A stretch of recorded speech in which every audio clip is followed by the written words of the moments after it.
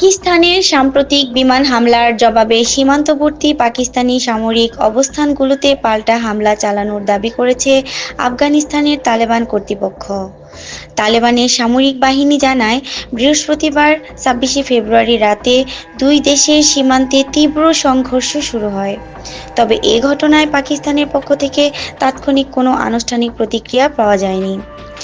আফগানিস্তানের পূর্বাঞ্চলীয় সামরিক বাহিনীর মিডিয়া অফিস এক বিবৃতিতে জানায়, নাঙ্গারহার ও পাকতিয়া প্রদেশে পাকিস্তানি বাহিনীর সাম্প্রতিক বিমান হামলার প্রতিক্রিয়ায় এ অভিযান পরিচালনা করা হয়েছে। তালেবান সরকারের মুখপাত্র জাবিউল্লাহ মুজাহিদ সামাজিক যোগাযোগ মাধ্যমে এক বার্তায় বলেন, পাকিস্তানি সামরিক বাহিনীর ধারাবাহিক উস্কানি এবং সীমান্ত লঙ্ঘনের জবাবে ডোরান্ট লাইন বরাবর পাকিস্তানের সামরিক স্থাপনা লক্ষ্য করে বড় ধরনের আক্রমণাত্মক অভিযান চালানো হয়েছে। আফগানিস্তান ও পাকিস্তানের মধ্যকার প্রায় 2611 কিলোমিটার দীর্ঘ সীমান্ত ডোরান্ট লাইন নামে পরিচিত।